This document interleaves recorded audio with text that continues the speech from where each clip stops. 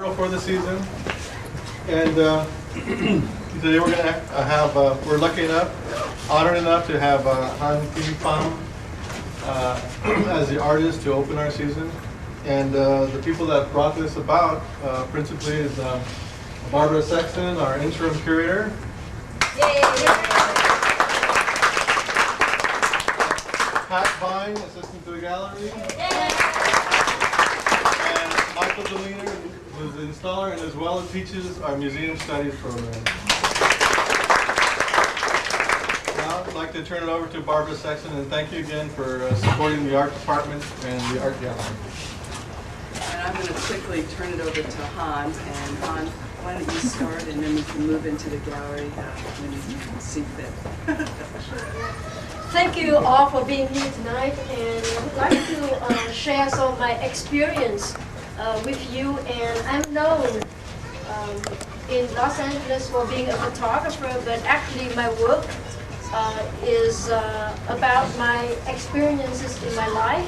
And although I use myself in most of the photographs, I see identities and other entities of other people, through myself. So sort of like taking the experience of life and your environment and different concerns about that society have for us, and that we are concerned about certain issues, we have to in some way express it through the art. And for me, that was very crucial.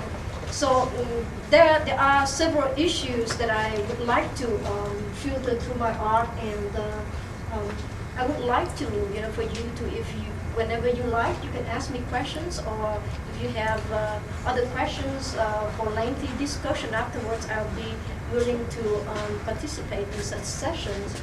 Right now, I'm just gonna, since we have a big crowd tonight, what I'm gonna try to do is actually give you maybe a certain perspective about the work, and probably go through my past history, how and when I started to get interested in photography and using the self as a definition and as a way to empower myself. So I will go through briefly through periods of time when I do certain bodies of work, and then talk specifically about the work. So that probably is the time when you can actually ask questions too. So welcome. Thank you. That I entitled Lesbian Precept. It is the image of the female Buddha, because in my culture, in my country, we always see Buddha or God, the Christian God, as a man, and we have never seen the work and labor of women being honored and their presence in life being honored. And so because of their invisibility, I would like to honor the woman presence in the world, and sort of put myself in the situation where, my contribution in the world as an entity is also important. So I would make a gesture and probably connote my importance as a god, because I have made myself God. And if I could, I'd change my name to God. But here, on the right side of me, you can see another photograph that was made in 1993, and it's about the period of time when I experienced my own power, and how to use the power and how to distribute it, how to use it appropriately and how to use it inappropriately, how to use the kind of power that you never had before, like certain power about sex and sexual experiences or experimentation are given to men. Men are, able to go to the porno store, are able to look at dildos and use certain things where women are not encouraged to do so. So I want to rebel against that system, that patriarchal system where women are not supposed to do certain things. And being Vietnamese, I was oppressed and repressed sexually for so many years that through photography and art, I was able to sort of bring about those issues that concerns me. So some of the people may see it as an act of violence, and I would like to discuss that later on about power and violence and different things that has to do with women when they situate themselves in the symbology of the signifier. And in here, she signified a definition about herself, standing in the moment, decide something, take charge of something. If I am to be blamed, if I am to be questioned, if I am to be criticized, I would like to respond to those criticisms. I'm not afraid of hiding behind the husband, behind a curtain, or behind some voices. So that was the time to speak up. And this is another self-portrait of myself. I used to have very long hair, and I was married to a man for 12 years and a half. I was the first daughter in the family, so I have all this demand that I have to be, the Puritan one, the Victorian sister or husband or wife.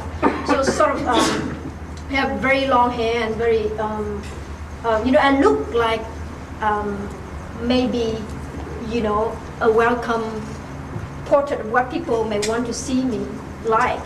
Because in my family, for example, my parents always encouraged that I wear long dresses and have long hair. Don't have tattoos and short hair. That threw me out of the house, a few months ago when I have my hair real short. So sort of, it's threatening for them to see that I changed my images. So this was one of the photographs that was me in 1989. Over here on this wall, this body of work is about my first coming out as a woman who identified with other women. And I was, when I was married, my family didn't appreciate my marriage to a white man because within the Vietnamese family back in the early 1970s, it is very difficult for them to see or to accept interracial marriage.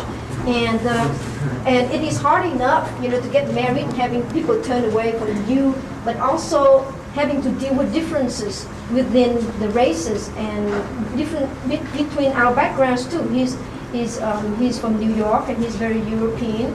He's a Columbia graduate, and I can barely speak English. And so we have many differences that we cannot communicate with each other. And we try to communicate with each other because why I married to someone has a lot to do with my fascination with the culture, my fascination with the race, my fascination with the sex. And at the time I was curious about exploring, the other sex, meaning the male part of another race.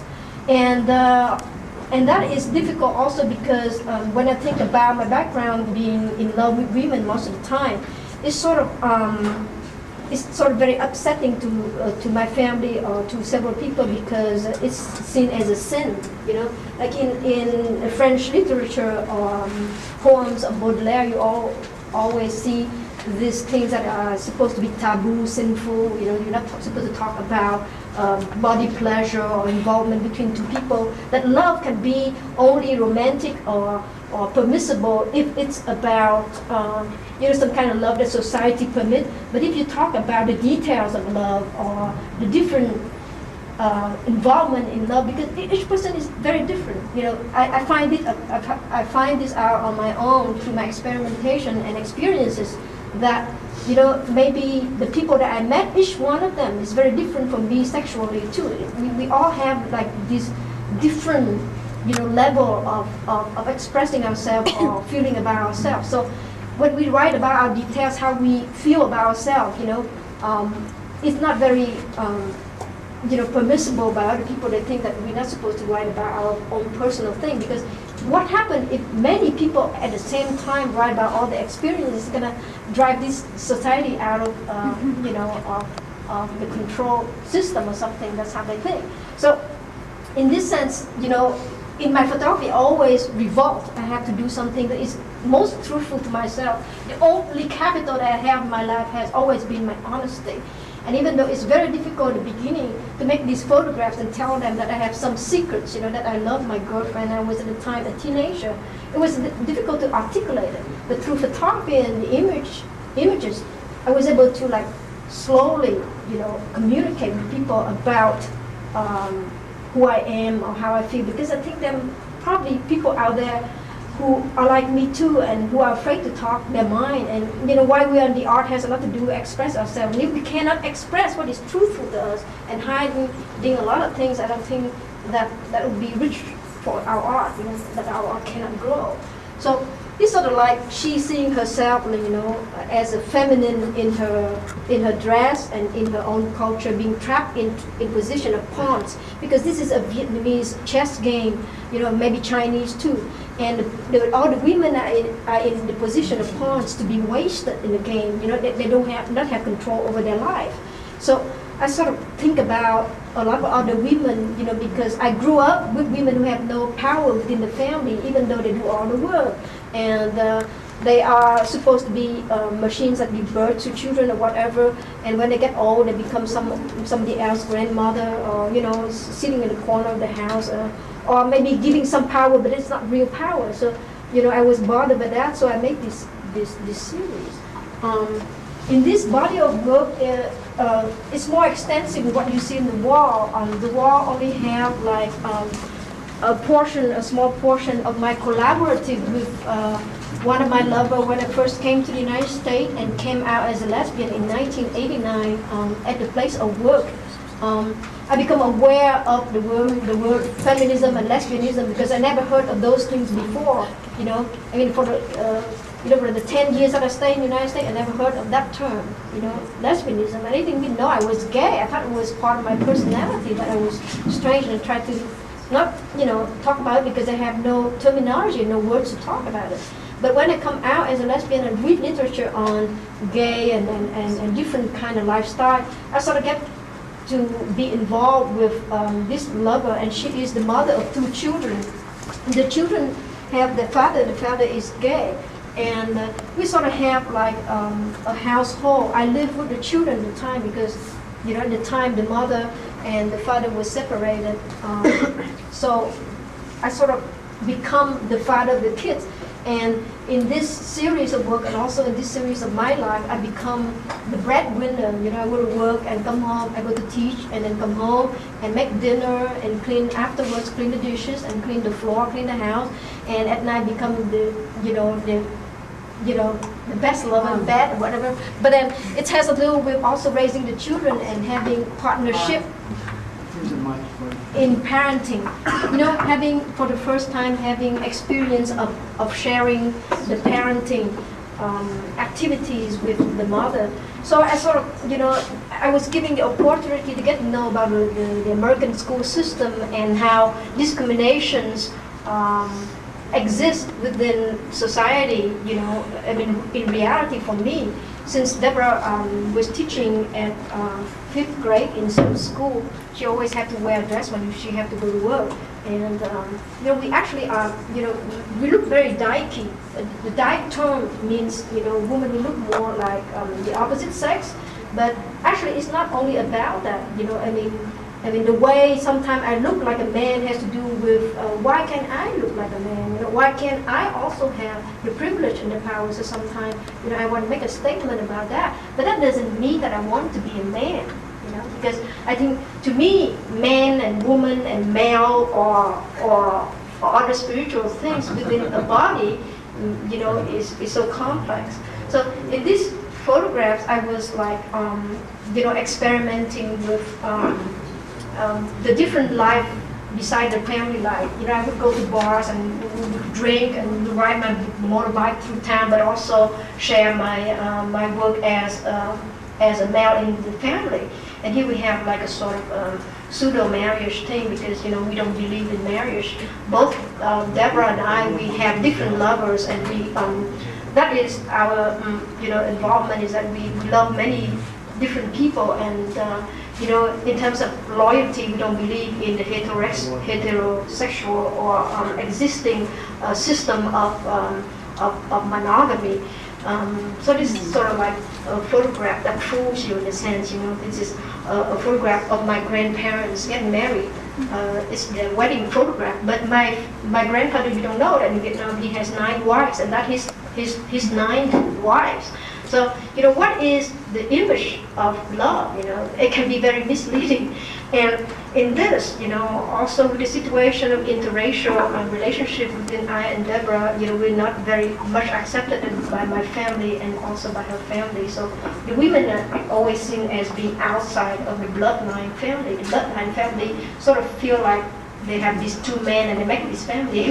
How do they do that? I mean, it's just like, that's fascinating me all the time. And mom is always outside of the family.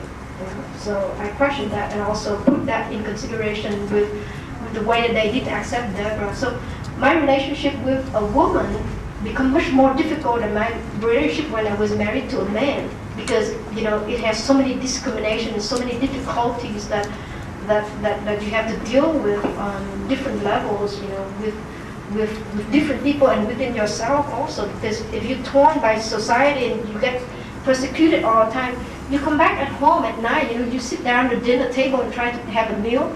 Each of you is so tired and so drowned out, and you actually sometimes you get mad at each other and start arguing with each other because it's so difficult to exist together, having all these problems. But this is part of the reality and the honesty that I expose out here because it's very personal. It obviously is very, very personal, and I can be seen as a fool. I can be seen as, a victim or maybe an arrogant bitch or something. But that's part of the human life, and I want to expose all this because I need to go through different things to sort of realize who I am and why I do certain things and why I am in certain situations, and also become more evolved and mature, and then turn things around. The things that are not right, we can turn it around, And through art, I can do that. And in my life, I start to be able to do that little by little. Sometimes I can do changes, just like that. But other times, it's very difficult with embedded hatred that is for people of different gender and even women in this society. So I talked about a piece magazine in a newspaper about Nusha Ferahi. He is from Iran and he is an Iranian American who resides in Hollywood. He burned himself to death to protest the kind of hatred that happened within his community between Iranians and Iranians, during the Shah period, when you have the United States and against Iran, and then some of the Iranians start to get onto the side with the Americans here, and some start to kill each other about those kind of things between being right wing and left wing. So Nusha burned himself because he had this overwhelming pain, as an Iranian living in the United States, because his people hate him and hate the Iranian people, and it's just like a big protest that he made. So it sort of dawned on to me that it correlates with the same thing that happened, a little bit later on with the Vietnamese community, is that within the Vietnamese community in Orange County, the Vietnamese at one point, like in the early 70s and early 80s, even in the mid 80s, because remember 1984 to 1986 and 1989, in Orange County, the Vietnamese have in some incidents where Vietnamese would kill Vietnamese because some Vietnamese believe that the Vietnamese who help Vietnam or who talk a lot about their country are leftists, and they sort of kill each other about it. And it's just throw me in this big pain, and that pain has a lot to do with feeling myself in fire also, because personally I was also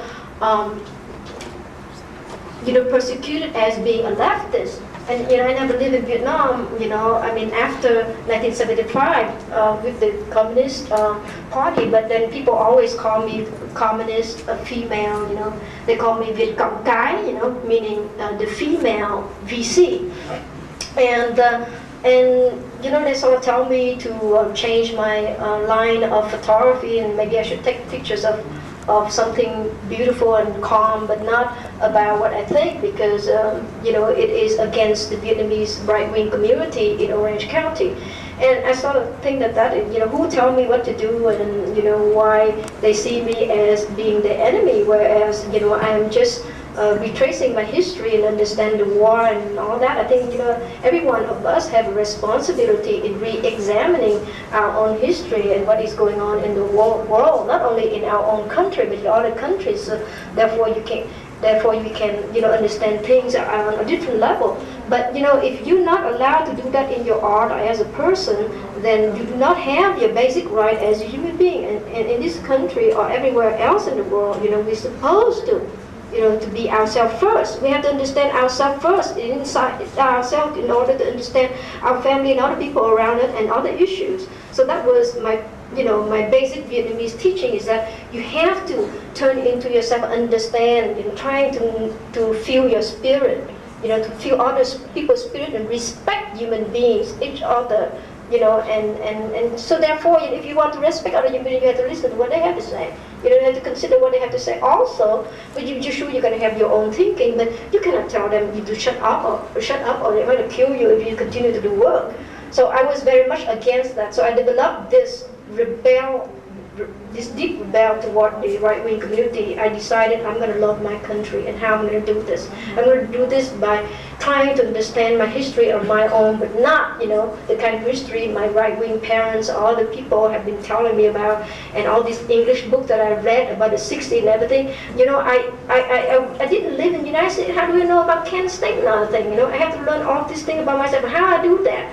The only way I do that is to really remember my past, what happened in Vietnam at that time.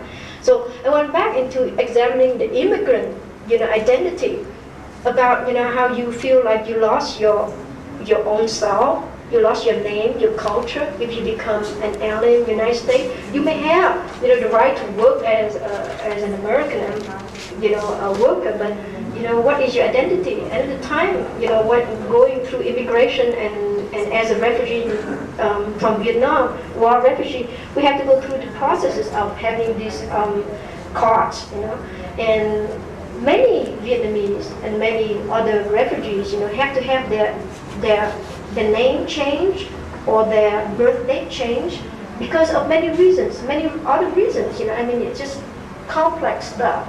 And that's not tricking the system, or that is not like lying to get into the system. But many other people don't understand that how Vietnamese were giving some kind of privilege, and they were paid to be in the United States or something. They were paid with some money and they all get rich and drive a car. It's not true, So it was a lot of pain, having to make that transfer, transition from one world to the other and be able to function in it. This is a long story also. I have to write my own thing down on paper.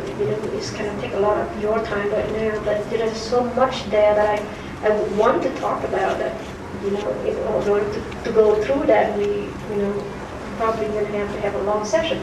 And the next one is, sometimes I don't want to be perceived as Vietnamese or white or yellow skin, because I think the skin, the yellowness, sometimes it's not to my advantage, And many times, I have to go to school and have my name changed to Vivian O'Sullivan, And people say they cannot pronounce the name Auntie Pham. They would say hand Pham or something like that, and it's kind of weird, And so, okay, everybody is so happy, if my name just be Vivian, and they call me Vivian, And sometimes I'm so frustrated because I'm in the system, I'm working, paying for taxes and stuff, and many times I'm very, I'm a citizen of this country. Why do we have to be having a color? Because sometimes the color stays with you, and they don't see you as a citizen, an American citizen. They see you as maybe a foreigner, and that is something that really bothers me. So I start in my photograph to say, well, I no longer want to be hiding behind a monkey mask, because monkeys, cannot speak, they make strange noise maybe. And many human beings, and in Asia also, they said that do not speak your mind, be just like a piece of, something, something that cannot speak, and then you'll be okay, and your life will be protected. I think I'm very against that, so I take my monkey mask off. And then on the other side, I started to do a collaborative with Richard Turner. Richard Turner is an artist. He's a sculptor in Orange County, and his father is a criminologist in Vietnam. He had lived in Vietnam during his teenagers year, and when he met with me, he said that he didn't know anything about the Vietnamese culture, the Vietnamese people, because even though he lived in Vietnam, he was a white kid, and he was kept by his parents away from the Vietnamese people, and also because the Vietnamese people and the American people don't communicate on that level, because he was a son of the diplomat in a sense. So we're doing this series about the kind of secret we have within each other. Richard told me that he have very dark secrets about hating Vietnamese, because he said that during the war he just wanted to catch some VC woman and drown her in a tub or something. And I said to him, yeah, I was growing up and hating the white people too, and the Americans, because I think they're European who come to a land and just trying to take over, and I sometimes want to catch them, and then drown them too. So this mutual hatred come out of us, and we sort of, for the first time, exposes our knowledge about each other, which was very limited about race and culture and people. So this series sort of deal with that, the violences that happen when people have different backgrounds and different understanding, different knowledge about each other, no matter what it is, in society, in war, or in private lives, they're very different from each other. And also the color, the race, and the economy, the status, their job, their work, or whatever, set them apart. Uncle Sam is very much different from maybe a Vietnamese woman who has to sell her body to exist in the house, to bring the economy of the house. Many Vietnamese people, when I was growing up, who live in my village, become prostitute, and they have to, they take care of their whole family, in fact, their career, their business, and I was very fascinated by all that stuff, wow. Yes? Do you mind if I ask a quick question? Yes, I don't mind. Okay. In the centerpiece here that talks about the immigration process, on the top of the image there is what looks like a couple of stools or chairs. Yes. Can you briefly talk about what those symbolize, or what you're trying to say with those images? In the European world, Western world, you also see chairs that symbolize certain things. So when I came here, I sort of want to communicate with the Western world. I said, to me, chair represent a position, So then my personal symbol would be like position in society that has been disturbed. Like for example, if you're a student, you're a teacher, you're a mother, and you have a job somewhere, and the war happened, you lost all that, and everything tumbled down. Your economy, is changed, and you lost everything. You lost a house. If your house got bombed or something, you lost your job. You lost everything. So it's sort of when I leave Vietnam, I become nobody. So it's a symbology that is repeated also in the other work, that you see chairs that was falling down, and then the younger girl kind of pick it up and fix it. They try to fix the position in society back together. Like your position as someone who has a job, or who has a status. Thank you.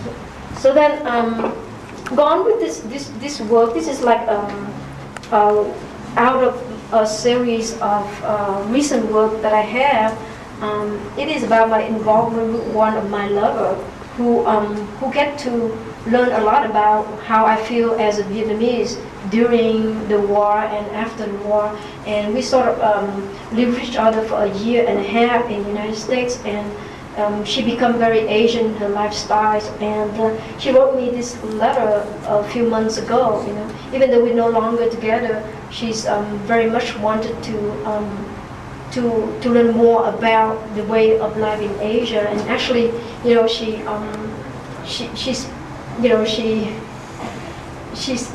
drinks tea more often than I do, and eat rice more often than I do. And then she, she understands what had happened to the Vietnamese people during the war and the kind of difficulties they have to go through. And so she loved to live in Vietnam, and she, the letters say something about that. That was her dream, and maybe someday she can go with me and live there. If things work out well, that maybe in my country someday they will allow the Vietnamese to have the first Vietnamese lesbian museum in Vietnam, or the lesbian to come back there and live there, in a cave. I don't even want to live anywhere. Maybe I that's what I want to do. Maybe live in a cave and start to have a practical life. Fetch my own water, start life from there, and reveal from there. I believe in those things. I believe in breathing the air and being with nature. It's very difficult to live that way also. It's tremendous work to be self-sufficient and to contribute to a community. So it's excites me a great deal. So maybe this knife is falling off. We need to fix it. But this is our toothpicks. We use this to protect ourselves from gay bashing, because whenever we have difficulties, people always threaten us when we kiss each other in public or hold hands or walk together.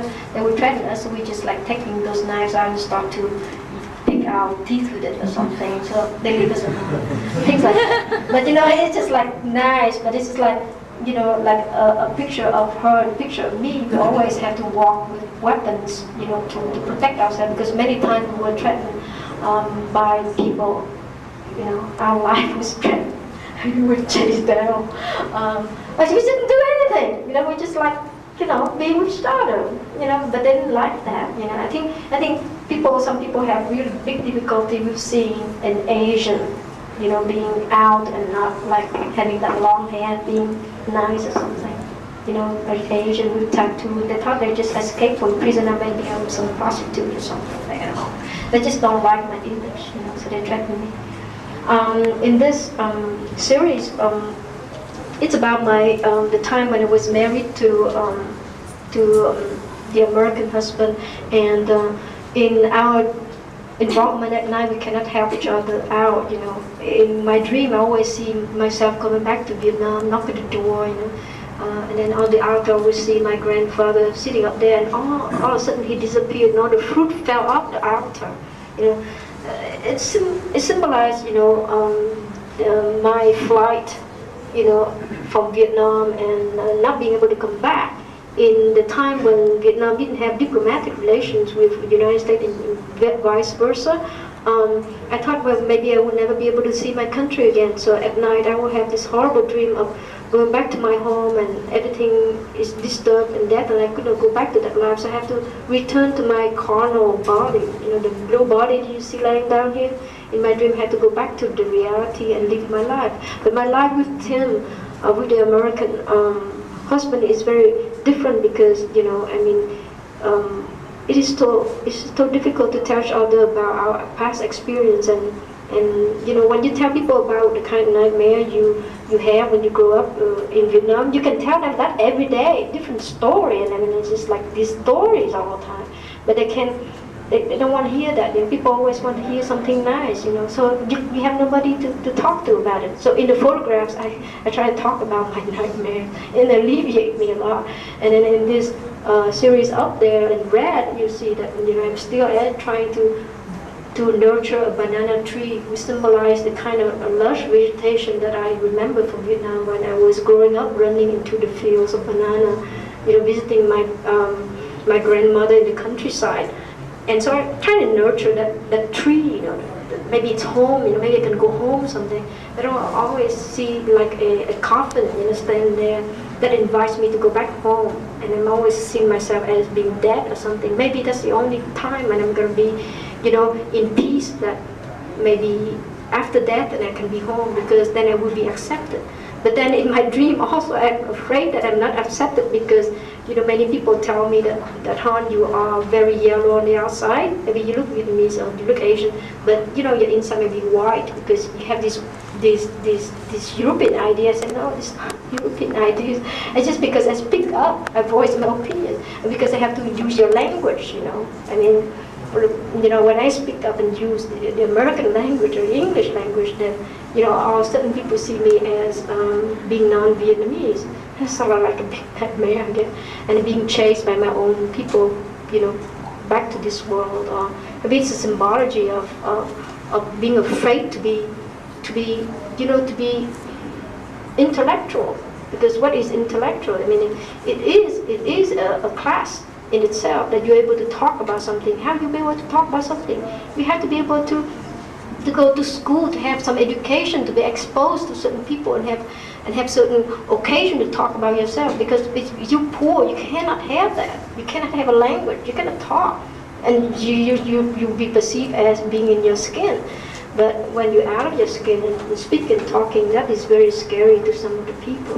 So art, is often threatened by certain conservative people because of that power that within art we're able to talk about the things that are really affecting us as people, and those things are so complex, and there are many complex stories, and I understand that each one of you have your own complexity, and if we try to put that all in the art, we can change a lot of the bad things in this system, and obviously a lot of people don't like that.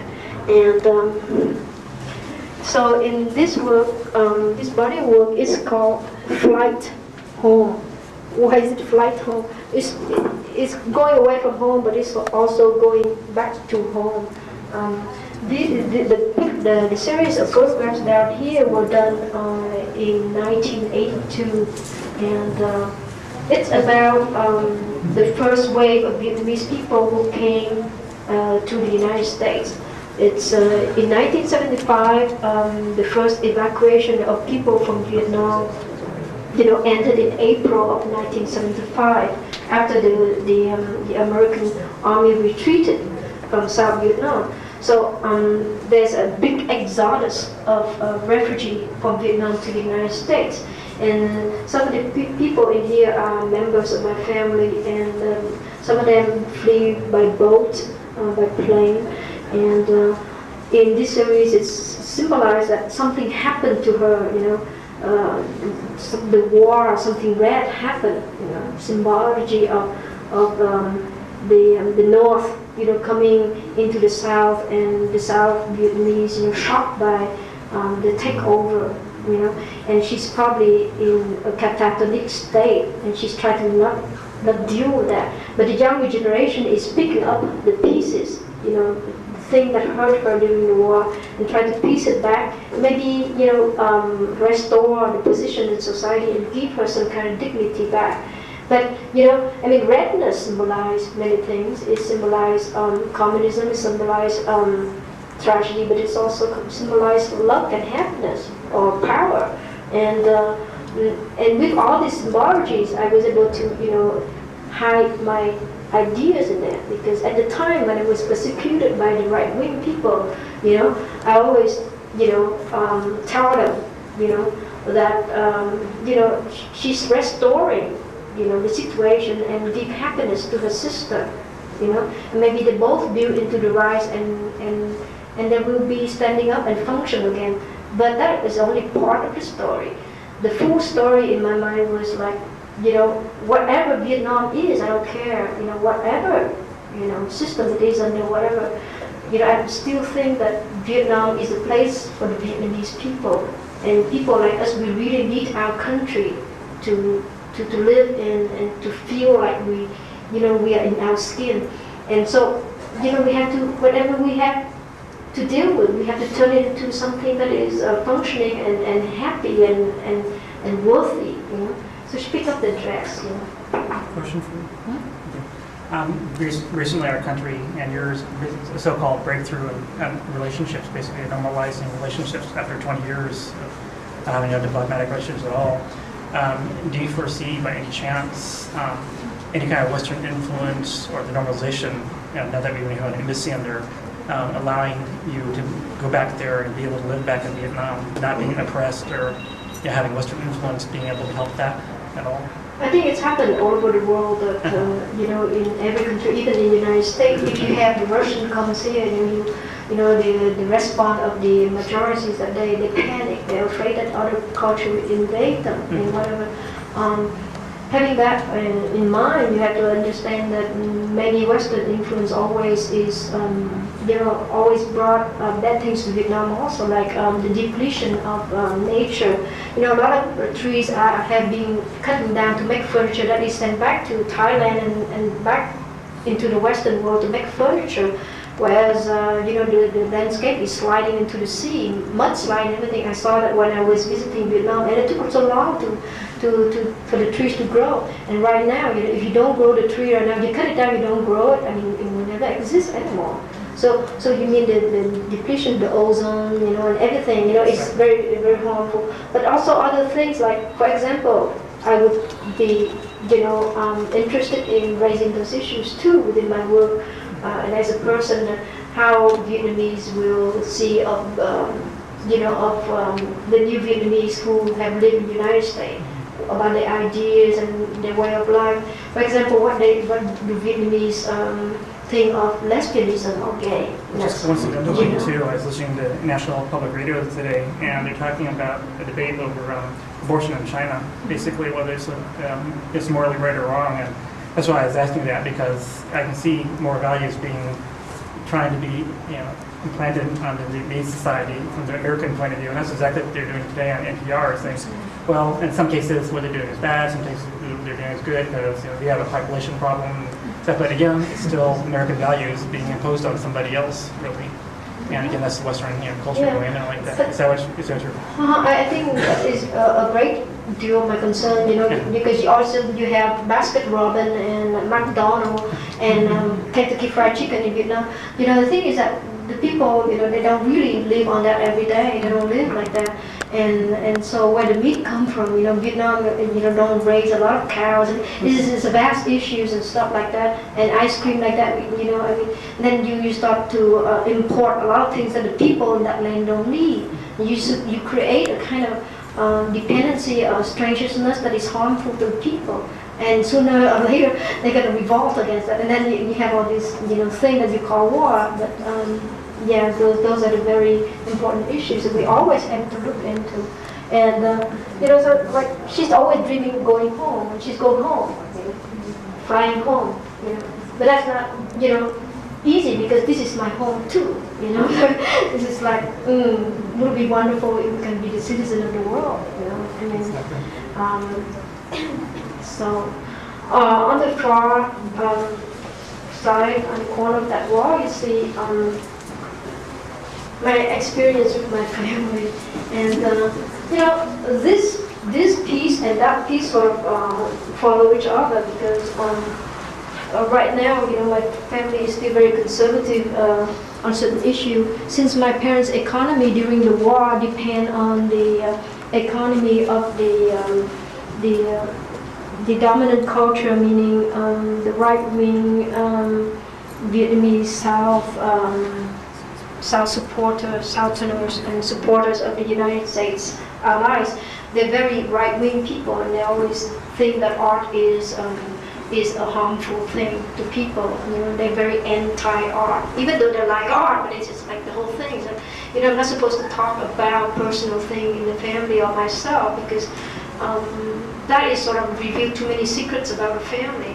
The family, always tell us that grandfather and grandmother, tell other people that they are business people. I was sent to French school, and I was told that I should never tell my teachers that I came from my grandparents who are farmers in Vietnam. They were farmers, and then they become servants in the house of the diplomats. They actually were cooks, But they always wear nice clothes, and they look kind of privileged or whatever. But there's a whole story behind that many Vietnamese have turned to be allies of the Americans, actually because of the economy, and that is happening with my family. And then it's sort of a sad story, because then when I was growing up, my parents always wanted me to become someday 100% American. They want me to, to go abroad and study some, English language or French language, and come back and marry a doctor or something, like that. and cycle against all my desire and wish and understanding. So I always rebelled against them. So even if to this very day, we sort of, do not speak to each other that much because they have a deep hatred for me. They said that, what are you doing, junk art or something? Why don't you, become a business woman and make money and marry to some guy and have a family? Because that is the tradition of Vietnam, is that you have to continue the family line and you have to have a good family to continue the name of the fathers. And the mother is not that important, even though she's very important. But legally, and legitimately, she's not. And I'm not gonna take that shit. So I was kind of fuck you kind of position up there. So even though I love my family very much, but I think there are many wrong things about them that should be exposed and examined. And this is, I think, is very courageous of me because I can get thrown out of the house, by doing all these things. But I did get thrown out several times. But now they started, like today, my mom told me something. But I'm about to, I have an envelope that I put down here before. If someone has that envelope there? It's a yellow envelope that I have a picture of my parents in there. Richard has it. Yeah. Actually, I'm about to put that picture upside down, nail it to the wall with a hammer in front of you. And but I decided maybe if I have it upside down, I have it hammered slightly, not directly upside down like in that picture of Bill Cody, but maybe slightly, because you know what? My mom has made a big change today. She told me that she wanted to roller skating down in Santa Monica on the blades, those roller blades. And she likes that. And I said, wow, for the first time, you really tell me what you like. That's cool. I don't think that I can hate you anymore. So I think that's a plus. Maybe changing it a little bit. But, I always love them. They did things that is not right. And, they tell me not to be an artist, not to love my country, not to love the BCs, they suffer a great deal. These people have fought, for their existence and their rights, and why are they hated? And so then those questions, they don't want to answer me that. They say, don't talk about that. Just be happy being United States, and you should be grateful for being an American citizen, because I was the one who brought you here, so then you can become an American citizen. And so what happened to them? They become employees of the state. They become a servant of the state without questions, and that's not right. My mom actually was X out of her job because she was working for a seal screen company and she inhaled too much of this solvent chemical thing. And then they just lay her off, and you know what she did? And we tell her, oh my gosh, they don't have the right to do that. You worked for them 15 years, now they fired you because you're disabled. And she said, no, I should come to the director and I will tell you that I'm going to come over there and thank the guy because he gave me a great job that I was able to buy this house. And I'm very thankful. I said, Mom, but that's what you think, but you should rethink, all these different things. He said, no, there's no question asked. So always with the women is that accept your situation, don't try to change things, don't make waves, don't make trouble, and your life will be fine. That's not right. I have to live a different life than she has to live, My life is threatened every day to me, did you love me? It's just like, what is love? Love can operate on several different levels. But I have a very, I think a very intense, honest love with my lovers, and that's how I am. That's the way I am. So why can't I have that? Why is that every movement, everything I make has to be defined under a certain definition that is, for men, men can do these things, I cannot do these things. If certain things are exposed, it's about violence. It's not about violence, I'm wearing those hiking boots. They're not combat boots. I'm not going around kick asses or whatever. It's just convenient for me. I do a lot of work, hard work. I work in a factory. I used to work in a factory, and then I work in a sweatshop. And I do odd job because I'm an artist and because I have tattoo. People don't hire me for a longer term. And because you have a weird resume, like you professor in some colleges, and then all of a sudden they get back here, you cannot have a job. You have to, become, like cleaning things around, and you cannot show people what you've done before, because when you look at your resume, whatever, they'll be jealous and they just throw you out. I mean, life is tough out there, but all these things, and then my freedom of with using certain things and exchanging the sexual power with partners, can be seen as something that is violent. And then people see love and they think about Simpson stuff, and it's just like, it's not about that at all. So it's a long story, but hopefully you can look through some of the images and the information, and just thank you for being here.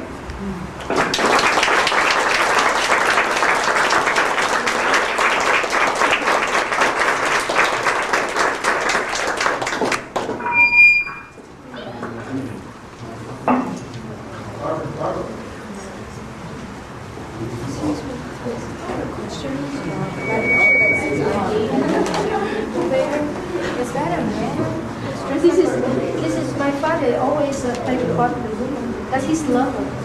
Okay, yeah.